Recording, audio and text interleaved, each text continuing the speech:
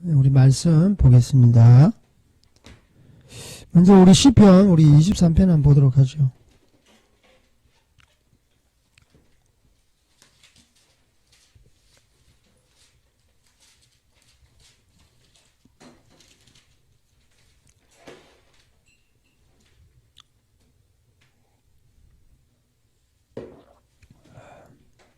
시편 23편 우리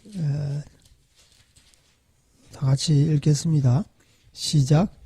여호와는 나의 목자시니 내게 부족함이 없으리로다. 그가 나를 푸른 초장에 누이시며 실만한 물가로 인도하시는도다.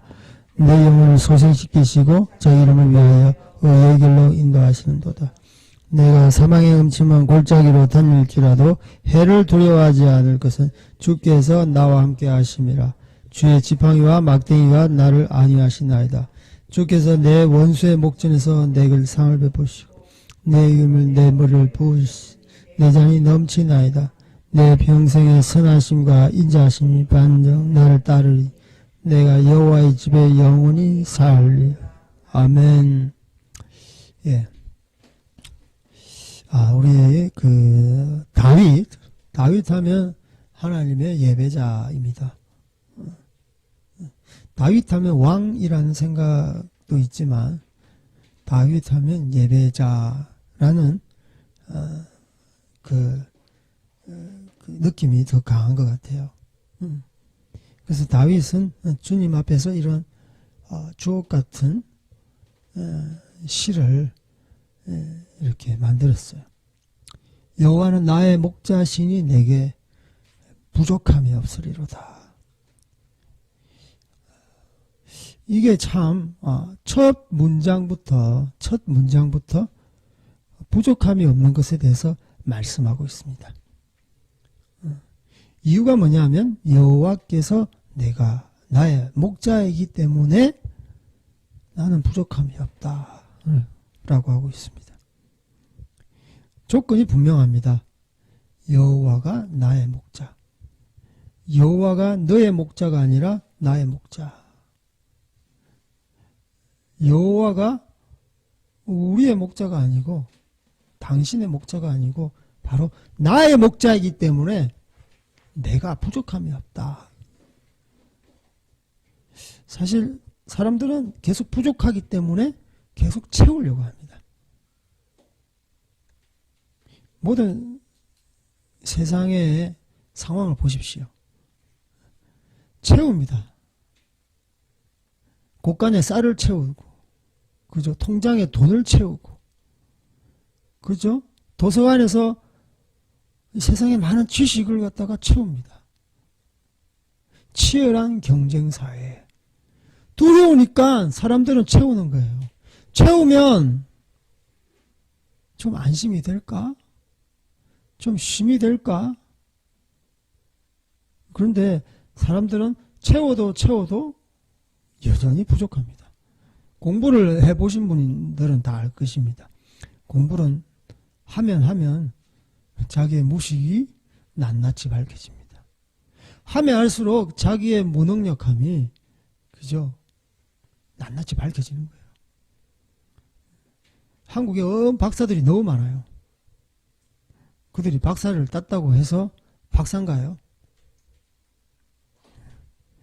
저기 곤충 뒷다리 연구하시는 분이 있는데 그 뒷다리만 자기 수십 년 동안 연구해도 I don't know. 아직도 모르겠다.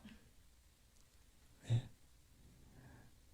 그 미물인 곤충 다리만 연구해도 모르는데 인간이라는 것은 정말 정말 무식하다라는 생각이 듭니다. 그래서 여러분 뭐 좀 안다고 했을 때 넘어지는 거예요. 주님께서는 다윗의 시를 통해서 하나님의 여호와, 하나님 여호와를 인정할 때, 나의 목자로 인정할 때 내게 부족함이 없다.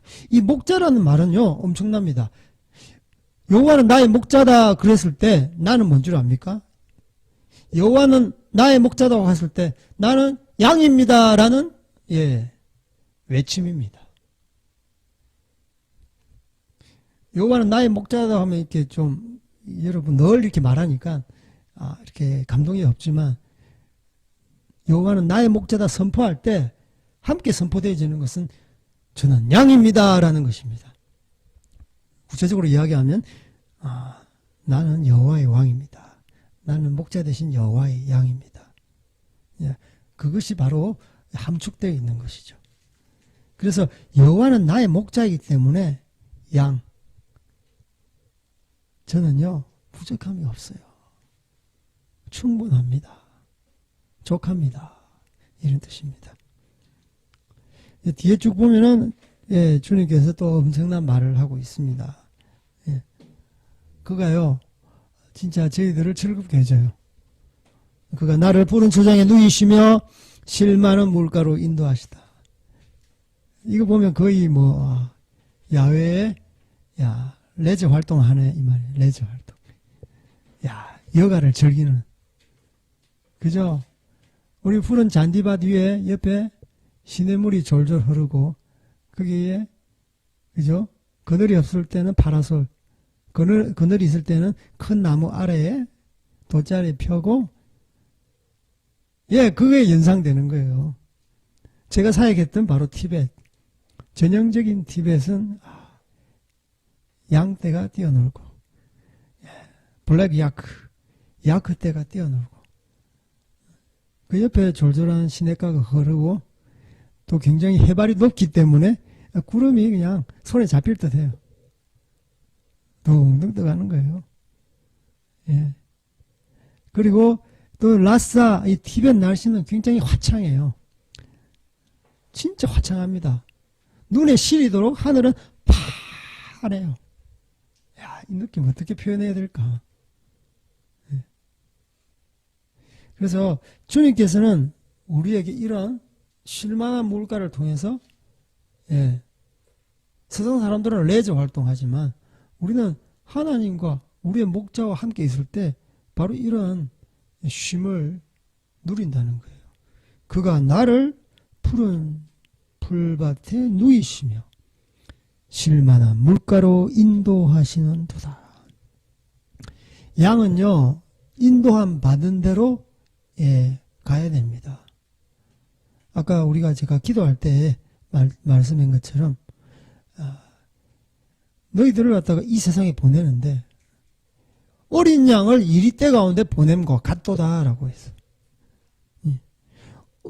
어린 양을 갖다가 보내는데 이리떼가 이렇게 득실거리는데 그게 너희들을 보낸다. 어린 양의 특징이 뭡니까? 저희들인데요. 어린 양의 특징은 진짜 무능하기 거지없다. 진짜 그렇습니다. 제가 라싸 티벳 사회 갈 때 양을 숱하게 봅니다. 지방 사회 갈 때도 그죠? 양 떼는 항상 떼를 지으면서 가요. 그리고 목동에 인도함 따라서 갑니다. 그래서 인도함 받지 않으면 그냥 우두큰 있고 인도함 받지 않으면 인도함 받으면 이제 따라가는 거예요. 그리고 눈도 어둡고 방향 감각이 없기 때문에 쉽게 길을 잃어요. 그래서 티벳 사람 목동들 가운데 길을 잃어서 이렇게 맹수에게 잡아먹히는. 그래서 양들은 자기의 재산이잖아요. 그래서 한 마리 잃으면 진짜 한 달 가산이 거들난다. 그래서 이 양들을 정말 생명처럼 보호합니다. 양이 굉장히 무능해요. 한 치 앞도 분간할 수 없고 그죠? 조금만 잘못하면 길을 잃어버리고 그리고 자기를 방어할 수 있는 제어 수단이 없어요. 염소는 그래도 뿔이 그래도 달려 있잖아요. 어린 양이 이렇게 크면 어른 양이 되는데 뿔이 없어요. 뭉치만 커요. 매해 그냥 따라다니는데요. 자기 방어 기제가 없다니까요. 그냥 늑대 여우가 와서 그냥 덥석 물면은 그냥 깨갱깽하고 그냥 헌납해야 돼. 그냥 내 잡아 드십시오 하고 헌납해야 돼. 그런데 이 어린 양이 잘하는 게 하나 있는데 그게 뭐냐 하면 목자의 음성을, 목동의 음성을 잘 듣는다는 음성.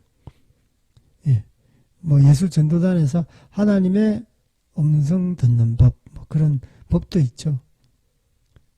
그래서 우리 어린 양은요, 하나님의 음성을 잘 들어야만이 자기 생명을 보호할 수 있는 거예요. 그래서 목자와 떨어지면 자기가 사지로 들어가는 거예요. 죽음의 길로 들어가는 거예요.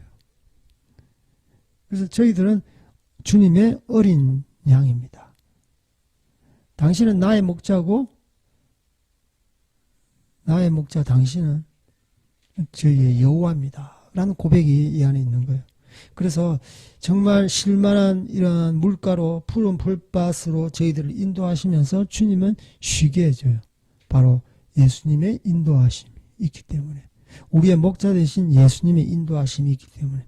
여기서 저는 제일 중요한 단어가 인도받는다라는 인도예요. 인도. 자기 마음대로 가는 거예요. 인도할 때는요, 누가 이끄는 사람이 있을 때만이 인도라는 말을 써요. 거기 목자가 없으면 실만한 물가도 지옥입니다. 인도함 받지 않으면 푸른 풀밭도 지옥이라는 거예요. 맹수가 오면요, 우리는요, 그냥 목숨을 반납해야 돼요. 그죠? 천국에 우리 예수님 없으면 거기는요, 천국이 아닙니다. 이거와 똑같아요. 아무리 실만한 물가, 푸른 초장, 거기에 인도해 주시는 우리 목자 되신 예수님이 없으면 빈 깡통에 불과하다는. 거기는 우리가 쉬기에 적합하지 않은 것입니다. 그래서 저는 2절에 보면은 인도함 받는다, 인도하시는 도다. 이게 얼마나 중요한가. 맞습니다. 우리가 어릴 때 부모님 따라 어디 가잖아요. 부모님 손을 놓치면, 그죠? 마트에 간다든지, 예전에는 5일장 이래가지고, 재래시장에는 사람들이 엄청 분배해요. 거기서 애를 많이 잊어버립니다. 3살, 4살. 예, 그런 애들. 잊어버려요. 그러니까, 인도하는 사람이 얼마나 중요해요. 인도한다. 이 동사. 그러니까 우리가 어디를 가든, 그것이 세상적으로 좋은 곳이든, 살기 좋은, 그렇게 쉴만한 물가가 있는 곳이든, 푸른 초장에 그거 놀기 좋은, 양식이 풍부하잖아요. 어린 양에게는 푸른 초장에 풀 뜯어 먹고, 갈증 나면 물도 마시고, 육체적으로, 세상적으로 굉장히 윤택해요. 말 그대로 젖과 꿀이 흐르는 땅. 하지만 인도하시는 분이 계시지 않으면 그만큼 곤욕스러운 게 없어요. 아멘? 아멘 목소리가 전혀 없습니다. 예. 그리고 3절에 보면 내 영혼을 소생시키시고 자기 이름을 위하여 의의 길로 인도하시는도다. 주님께서는 우리에게 이렇게 쉴만한 환경을 제공하십니다. 그러면서 우리의 육체의 힘이 있지만 영혼 가운데 솟아나는 회복이 있습니다. 영혼 가운데 솟아나는 쉼이 있고 평안이 있습니다. 여기서 내 영혼을 소생시키시고, 이게 엄청난 거죠. 단지 물 마시고 풀 뜯어 먹고 우리의 그런 육체적인 세상적인 필요만 채우시는 게 아니라 주님께서는 가장 중요한 우리의 영혼을 소생시킨다는 거예요. 아멘? 네, 영혼을 소생시키시는 거예요. 내 영혼이 잘됨 같이 범사가 잘되고, 그죠? 내가 강건하기를 원하노라. 요한 3서 2절인가요? 3절인가요? 요한 3서는 1장밖에 없어요. 그죠? 우리 요한 선생님 사도께서 이야기 하시잖아요. 내 영혼이 잘되는 게 제일 중요하다. 잘되는 것과 같이 내 범사, 나의 모든 일 가운데 잘되고, 그리고 육체적으로 강건하기를 원하노라. 이 주님께서는 3절에 내 영혼을 소생시키시고, 중국말로 수싱, 소생이라는 말이 있습니다. 다시 새롭게 한다는 말입니다. 낙담되어 있는 마음 있습니까? 상처받아서 선불을 인해서 좀 영혼이 좀 이렇게 낙담되거나 낙심되고, 풀이 죽어 있다라고 하죠. 그런 마음이 있습니까? 주님께서는 이러한 영혼들, 이러한 마음들을 소생시키기를 원하십니다. 다시 회복시키는 거예요. 다시 왕성하게 우리를 하나님의 사람으로 이렇게 힘을 북돋아 주는 거예요. 내 영혼을 소생시키고 자기 이름을 위하여 의의 길로 인도하시는도다. 그리고 저희들의 영혼을 소생시키고 주님께서는 또 인도하세요. 어디로 인도하느냐? 의의 길로 인도하시고, 의의 길. 의의 길로 인도하시는데 자기 이름을 위하여. 为了自己的名. 중국말로 이렇게 보면 더 은혜가 있습니다. 为了自己的名引导我走义路. 인다오는 인도한다는 말이고요. 나를 인도하는데 어떻게? 한국어로는 의의 길로 인도하는데 앞에 분명하게 동사가 조일루, 의의 길로 걷게 하는 걸로 인도하는 거예요. 이 길이 의의 길이에요. 의의 길로 그냥 서 있는다고 주님께서는 만족하지 않으세요. 너는 내 이름을 위해서 의의 길에 단지 갖다 놔기만 하는 게 아니라 나는 너희들이 의의 길에서 활보하기를 원한다. 걷기를 원한다. 중국에서는 저우, 걷다라는 말입니다. 한국어에서는 이렇게 나타나지 않아요. 의의 길로 인도하시는 도다 끝. 중국에서는 의의 길로 인도함 플러스 그 안에는 걷는 것, 의의 길에서 걷는 거예요. 의의 길에 있기면 뭐합니까? 우리 인생 가운데 의의 삶을 살아내는 것이 걷는 삶입니다. 아멘? 걸어가는 거예요. 행진하는 겁니다. 하나님의 군대, 의로운 군대, 의의 군대는 행진하는 거예요. 누구를 위해서? 왜 일러 쩌지든지 우리 하나님의 영광의 그분의 이름을 위해서 영적인 군사로서 의의 길에서 인도하는 거예요. 활보하는 거예요. 아멘.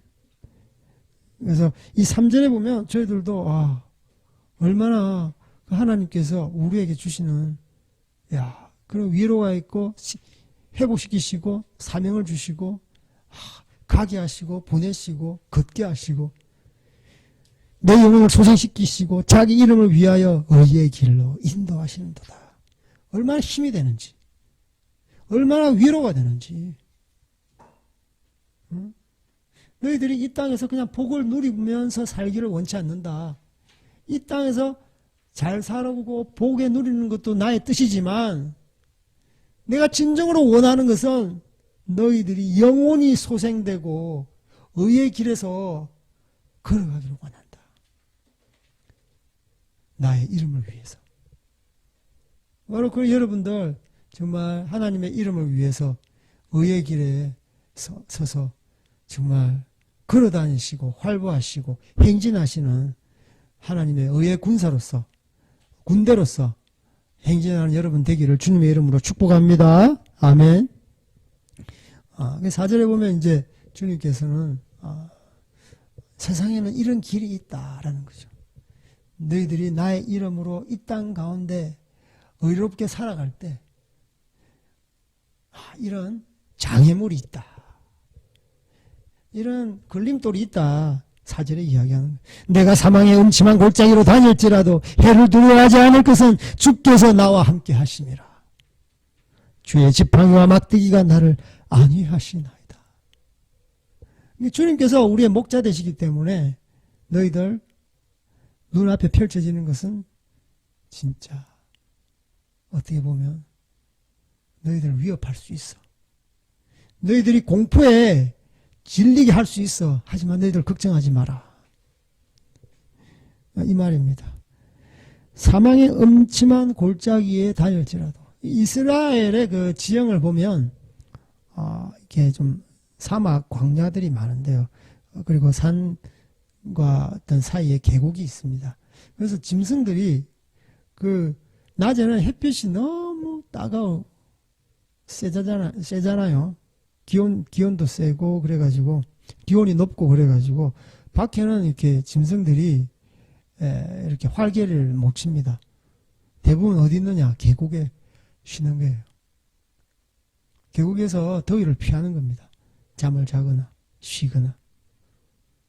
근데 여기서 보면은 사망의 음침한 골짜기예요. 양한테는요 음침한 골짜기입니다. 맹수들이요 숨어서 이렇게 잡아먹으려고 하고 있는 거죠. 무섭죠, 그죠? 바로 이게 사망의 음침한 골짜기라니까요. 너희들이 의의 길로 다닐 때 세상은 호락호락하지 않다. 바로 사망의 음침한 골짜기와 같은 세상의 환경인 것을 이야기하고 있어요. 환경이 이렇습니다. 다닐지라도 해를 두려워하지 않는다. 너희 해를 받지 않는다. 해를 받지 않는다 이 말이에요. 저기 중국말을 보면 부파 짜오화 두려워하지 말아라. 해를 받지 않으니까 두려워하지 말아라. 사람들한테는 두려움이 제일 큽니다. 현상을 보면서 두려워요. 저도 저번 주에 교회 개척했죠. 두렵습니다. 야, 이게 닻을 올렸는데, 야, 이거 어떻게 이 교회를 이끌지? 야, 하나님 말씀 이거 어떻게 잘 지내야 되는데, 또 교회에 좀 사람들이 모여야 되는데, 이런 또 부담감도 있고요. 야, 좀 은혜를 좀 끼쳐야 되는데, 그리고 제가 또 잘못 말해서 또 하나님 말씀이 또 왜곡되면 어떡하지? 이런 또 항상 그 사람은 두려움이 있어요. 우리 이 세상에 살아갈 때도 마찬가지지 않나요? 선교사 저도 이런 두려움이 있습니다. 교회를 할 때 마땅히 저희들은 말씀을 전파하고 기도에 매진해야 되겠지만 두려움이 잔존하고 있어요. 직장인, 그죠? 학생들, 또 가정에서 이렇게 자녀를 키우고 양육하는 어머니들, 또 할아버지, 할머니들, 다 두려움이 있는 거예요. 사망의 음침한 골짜기라는 이 세상 가운데 두려움이 있습니다. 그래서 이 중국어를 보면 성경에서는 나오잖아요. 해를 두려워하지 않을 것은 두려워하지 말아라. 중국말에서는 부파 두려워하지 말아라. 해를 두려워하지 말고 부파 짜오하이 해 입는 것 두려워하지 말아라. 바로 처음에 나와요. 부파 두려워하지 말아라. 파스뭐 이런 말 자주 하거든요. 중국 사람들 무슨 일을 할 때 파스뭐야 두려울 건 뭐가 있어. 그러니까 예수님께서 우리 목자 되신 우리 하나님께서 파스뭐야 해 절대 안 입는다. 그러니까 우리의 그 두려움이 팍 일어나려고 그러는데 바로 그냥 두려움을 잠재우시는 그 말씀이에요. 부파 짜오하이. 그래서 정말 이 세상이라는 사망의 음침한 골짜기가 있습니다. 제 주변에 진짜 사기당한 사람 많은데요. 세상 사람들 호락호락하지 않아요. 교회 내에서도 사기당하죠. 사람들은 욕심 앞에 그저 적군 아군이 없어요. 이렇게 치열한 경쟁 사회에서 이제는 함께 가는 거 없어요. 공생이라는 말이 없어요. 말은 윈윈 하지만 네 죽고 내 살자. 각자 도생입니다. 이게 바로 사망의 음침한 골짜기입니다. 사망의 음침한 골짜기가 뭐가요? 약육강식. 동물의 법칙만 존재하는 곳이에요. 인간 오히려 동물보다 더합니다. 배 불러도 잡아먹습니다. 짐승은 배 부르면 안 잡아먹어요. 인간의 탐욕은 끝이 없습니다. 인간의 탐욕은 끝이 없어요. 사실 사망의 음침한 골짜기보다 짜배, 2배, 3배 이상의 인간 세계는요, 사망의 제곱이라고 해야 되나? 예, 그만큼 이 사망의 음침한 골짜기입니다. 그래서 너희들은 부파 두려워하지 마라. 해를 받지 않는다. 이렇게 이야기하시는 거예요. 그리고 주께서 나와 함께 하심이라. 항상 이제 주님께서는 해 받지 않는다 하면서 우리에게 위로를 주시죠. 위로를 주시죠. 마음을 다독이시. 주께서 나와 함께 하심이라. 주의 지팡이와 막대기가 나를 안위해 하시나이다. 주께서 나와, 목자 되신 주님께서 나와 함께 하심이라. 그분이 지팡이와 막대기가 있어요. 막대기 긴 것도 있고 이렇게 지팡이는 좀 짧죠. 그래서 그걸로 위험한 곳에 있으면 이렇게 이쪽으로 인도하는 거고, 그죠? 하여튼 막대기로 치시고 그렇게 하시는 거죠. 그래서 주님께서는 항상 저희들을 때로는 징계하시고 인도하기도 하고 지시하기도 하고 가르치기도 하고, 엉뚱한 데 있으면 후려쳐버려요. 후려친다니까요. 다른 길로 가면 후려칩니다. 악한 길로 가면 주님께서는 악을 보지 않고 후려쳐버려요. 그래서 주님께서는 때로는 징계인데, 우리 징계하는 자는 사랑이 없으면 징계를 하지 못하거든요. 부모도 마찬가지예요. 초달을 이렇게 해야지 이 자녀들의 죄성이, 덕지덕지 붙은 죄성이 떨어집니다. 똑같이 우리가 성인이 됐다고 해서 주님 앞에서는 여전히 어린 양입니다. 내가 뭐 합리적인 판단을 할 수 있어요? 없어요. 객관적인 판단을 할 수 있어요? 없어요. 이것은 세상적인 눈으로 보더라도 그래요. 그런데 모든 우리의 인생을 주관하시고 모든 시대를 초관하시고 시공을 초월하신 우리 주님께서 우리를 볼 때는요, 연약하고 무능하게 거지가 없는 거죠. 그래서 주님께서는 위로해 주십니다. 내가 너희와 함께 하겠다. 내 지팡이 막대기 너희를 이렇게 치면서 의의 길로 인도하게끔 하겠다라고 이야기하고 계세요. 5절에 보면 주께서 내 원수의 목전에서 내게 상을 차려주시고 기름을 내 머리에 부으셨으니 내 잔이 넘치나이다. 자, 우리 5절 다시 한번 읽겠습니다. 상 주는 거예요. 시작. 주께서 내 원수의 목전에서 내게 상을 차려주시고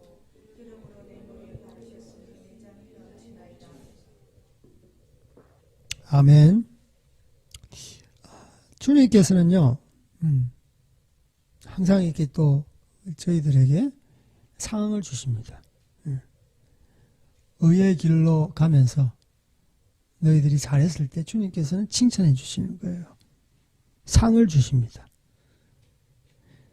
어디에서 상을 주시느냐? 원수들 앞에서. 원수들 앞에서 상 받을 때는요, 어떻습니까? 쾌재가, 쾌재. 승리의 함성이 나옵니다. 그래서 그 적들의 길을 꺾어버리는 거예요. 원수의 사기를 꺾어버리는 거예요. 다시는 너희들 덤비지 말아라. 이게 바로 우리 하나님의 마음입니다. 거기 원수가 없이 그냥 상 주면 우리도 쾌재도 부리지 못하고 원수도 사기가 끊기지 않는 거예요. 주님께서는 원수의 목전에서 상을 베푸신다. 아멘. 이게 우리를 높이시는 거죠. 이것만큼 우리에게 마음이 후련한 게 어디 있습니까? 시원하잖아요. 상쾌하고 유쾌하고 통쾌하잖아요. 아멘. 그죠? 이럴 때 적 앞에서 우리를 칭찬하면 주님을 찬양합니다.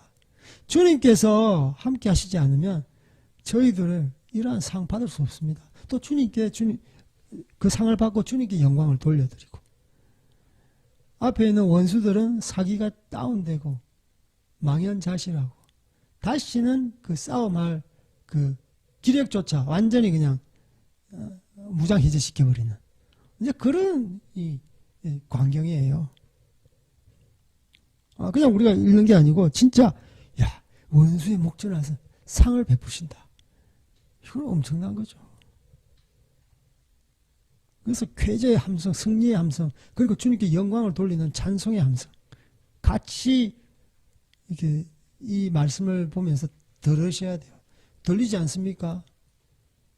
들리지 않습니까? 승리의 함성이 들리지 않나요? 그리고 원수들은 어떻게 합니까? 사기가 꺾입니다. 도망가지 않습니까? 사기 꺾여서 도망가는 거예요. 원수들 목전 앞에서 이기고 승리의 함성을 부르짖으면 진짜 깨갱깽 꼬리를 낮추고 똥개가 자기 집으로 주랭랑 치는 거예요. 응. 주변에 개 같은 원수라 그러잖아요. 성경에. 응. 진짜 개라고 그러잖아요. 응. 그들이 주랭랑 칩니다. 사기가 꺾이는 거예요. 아, 우리는 할 수 없어. 낙심하고 좌절하면서 실패감을 가지고 그들은 물러가는 거예요. 바로 이 말씀입니다.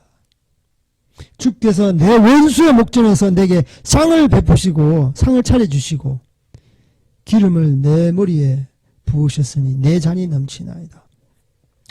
여기 이제 기름을 내 머리에 이렇게 부으셨으니 내 잔이 넘치나이다. 이게 무슨 뜻이냐면 그 양떼들을 갖다가 이렇게 키우고 양할 때, 양육할 때, 목양할 때 그 그냥 일반 들판이라든지 초원, 자연 환경에는 굉장히 자그마한 종들, 벌레 이런 막 하루살이 같은 거, 하여튼 벌레들이 막 이렇게 머리 위에, 그러니까 양머리 위에 성가시게 굽니다. 그게 일반적인 그 초원, 푸른 초장, 자연 환경 가운데 저희들도 운동장에서 뛰어놀 때 환절기 가운데 막 이 벌레가 날파리들이 많잖아요. 운동할 때 신경 쓰이잖아. 안 그래요? 번잡해요. 말 그대로 번잡해요. 이 집중할 수 없는 거예요. 이게 뭘 상징하냐면 양들에게는 세상에 번뇌 때문에 하나님을 바라보지 못하는 거예요. 누구는 이 말하고 누구는 이 말하고 두려움도 있고 걱정 근심도 있고 늘 잦은 불평과 잦은 그런 이렇게 번뇌로 인해서 이렇게头痛, 두통 뭔가 제대로 못하는 거예요. 뭔가 주님의 앞에 뭐 이렇게 때가 많이 끼어 있는 것처럼 분명히 바라보지 못하는. 그런데 기름을 딱 바를 때요, 그 벌레들은 사라집니다. 그래서 이 목동들이 그 아랍 지역의 중동 지역이 특히 그렇다고 그러더라고요.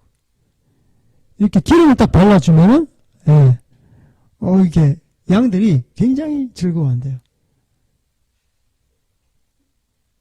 굉장히 기뻐하는 거예요. 번뇌가 없어지는 거예요. 우리 참 목자 되신 주님께서는 우리의 기름을 발라주시는 거예요. 안수기도. 그리고 이것은 바로 힘을 주는 것과 똑같아요. 번뇌가 없으니까 막 우리 마음 가운데 힘이 있는 거예요. 이제 제대로 주님이 보이는 거고, 우리의 모든 불평과 근심과 번뇌는 사라지는 거예요. 중국말로는 이렇게 보면 용요 까올로 워더터우 요 할 때 그 중국에서는 이게 응원할 때 짜요, 이렇게 짜요, 더할 가짜에다가 기름 요자를 써요. 어제 저희들 전라도 지역에 이제 저희들 이렇게 모임이 있어서 이렇게 갔는데요.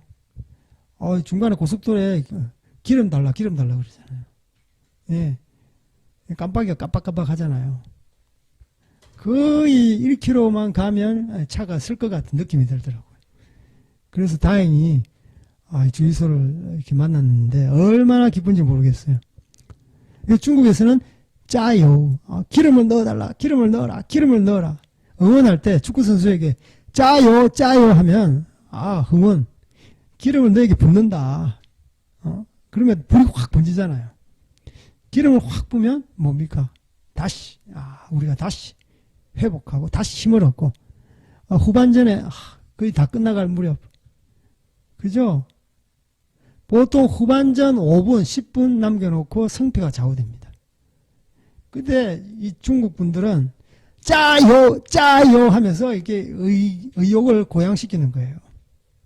저도 여기서 또 좀 우리에게 기름을 부으시면서 주님께서는 너의 모든 번뇌를 갖다가 소멸하시고 다시 힘을 주시는 거예요. 아멘. 그래서 내 머리에 부으셨나니 내 잔이 넘치나이다. 내 잔이 넘치나이다 라고 고백하고 있어요. 중국말 하면 또 더 여기서 중국 성경에 보면 더 은혜가 있는 게是我的福杯满溢라는, 여기서는 중국에서, 한글에서는 그냥 내 잔이라고 했어요. 그런데 중국어는 我的福杯, 이게 복잔이에요. 복잔. 우리가 가지고 있는 이 잔은요, 복잔이에요. 복을 담는 잔이라고. 저주를 담는 잔이 아니고요, 복을 담는 잔이에요. 나의 복잔이 넘치나이다. 이 말이에요. 직역하면. 이 잔에 주님께서 주신 잔은 복잔이라서 아무거나 담을 수 없습니다. 아무거나 담을 수 없어요. 주님의 복입니다. 세상에 복을 담을 수도 없어요. 주님께서 주신 복잔은 주님의 복만 담는 거예요. 그래서 내 잔이 넘치나이다. 아멘. 그래서 우리 잔이, 우리의 복의 잔이 넘친다니까요. 주님께서 우리 머리에 기름을 바르시고 축복하시는 거예요. 모든 그 불평, 모든 번뇌를 다 소멸시키시고 다시 우리가 의욕을 고양시키시고, 그리고 덤으로 그죠, 우리의 축복의 잔에 복을 부어주시면서 정말 충만하게 찰랑찰랑 넘치게 하시는 거예요. 아멘. 제가 이 복잔에 넘친다고 하면서 저희들 그 티베트 우리 문화 그 풍습이 있는데요. 그 차수마를 먹으면 굉장히 느끼하거든요. 근데 티베트 사람들은 항상 손님이 오면 차수마에 가득히 이렇게 부어져요. 가득히 부어져요. 찰랑찰랑하게. 근데 한 모금 마시잖아요. 그러면 약 2, 3mm 정도 이렇게 차이가 있거든요. 그러면 그새 못 참아서 또 다시 부어줍니다. 그래서 항상 찰랑찰랑찰랑해요. 이 먹기가 상당히 지금 쉽지 않거든요. 단기팀들이 오면, 야, 이거 한 잔 마셨다. 그러면 진짜 너 성교 제대로 하네. 2잔, 3잔 이상 마셨다. 그러면, 야, 진짜 성령이 임했네. 이렇게 저희들이 칭찬을 하는데요. 그만큼 우리 티베트 사람들은 너무 축복을 주고 싶어가지고, 그래서 인사가 짜시 뗄래 축복합니다 이 말이에요. 주님도 마찬가지예요. 너의 축복의 잔 넘치게 하겠다. 너의 축복의 잔 1mm도 틈이 없이 넘치게 하겠다. 흐르지도 않고 부족하지도 않고 충만하게 너 잔을 넘치게 하겠다라고 주님께서는 말씀하고 있어요. 그래서 6절에 이제 마지막으로 내 평생에 선하심과 인자하심이 반드시 나를 따르리니 내가 여호와의 집에 영원히 살리로다. 우리 다 같이 시작. 내 평생에 선하심과 인자하심이 반드시 나를 따르리니 내가 여호와의 집에 영원히 살리로다.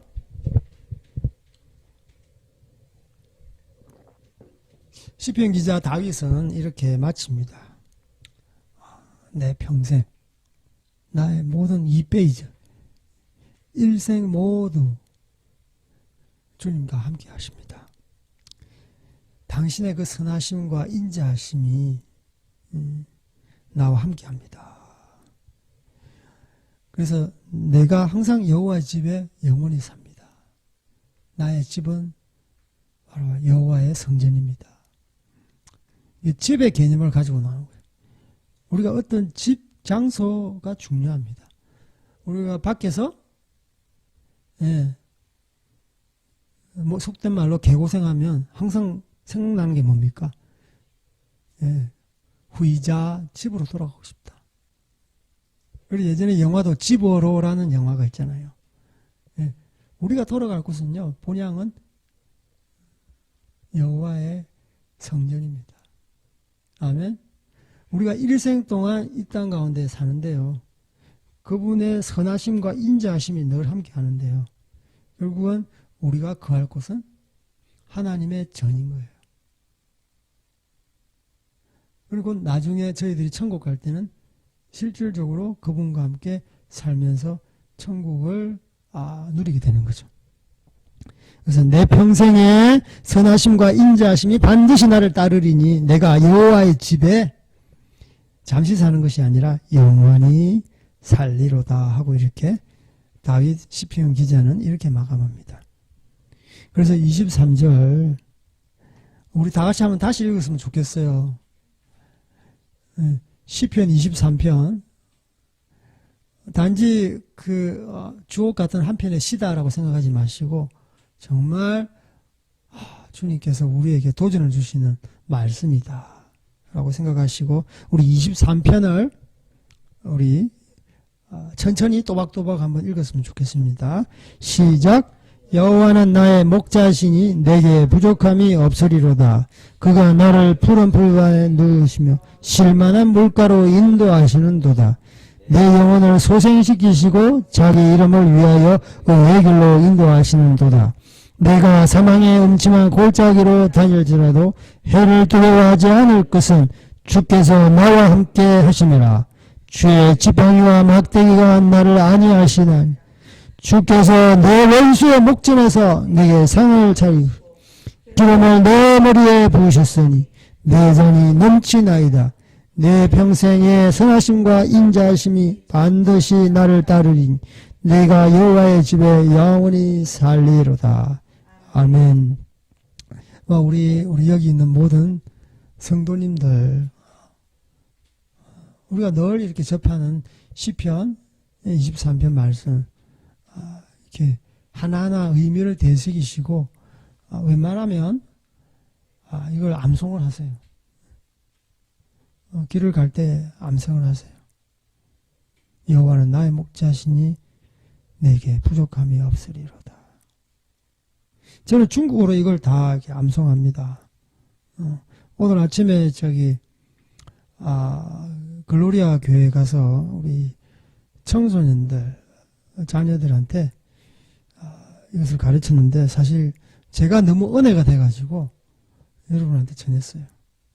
그래서 저도 이렇게 좋은 말씀은 이렇게 암송합니다. 암송만큼 좋은 게 없어요. 몇 구절 암송하는 것이 아니라 이러한 통으로 암송할 때 하나님 말씀이 통으로 우리 마음을 움직입니다. 여호와는 나의 목자시니 내게 부족함이 없으리. 일단 1절만이라도 하면 우리 가운데 진짜 부족함이 없습니다. 제가 중국어로 한번 해보면 여러분 아마 중국어도 괜찮구나. 제가 발음은 뭐 그렇게 좋지 않아도 저 오선교사 이렇게 그래도 이렇게 선교 열심히 했네. 耶和华是我的牧者，我必不致缺乏。他使我躺卧在青草地上，领我在可安歇的水边。他使我的灵魂苏醒，为自己的名引导我走一路。我虽然行过死荫的幽谷，也不怕遭害，因为你与我同在，你的杖、你的竿都安慰我。在我敌人面前，你为我摆设筵席，你用油膏了我的头，使我的仆婢满意。我一生一世必有恩惠慈爱随着我，我却要住在耶和华的殿中，直到永远。아멘. 그래서 여러분이 이렇게 정말 통으로 말씀을 외우기를 이렇게 제가 부탁드리고요. 그래서 이 말씀이 완전히 우리가 육화되어서 이 말씀이 육화되어서 이 땅 가운데 주님께서 오실 때까지 이렇게 사시는 여러분 되기를 주님의 이름으로 축복합니다. 우리 다 같이 좀 기도했으면 좋겠습니다.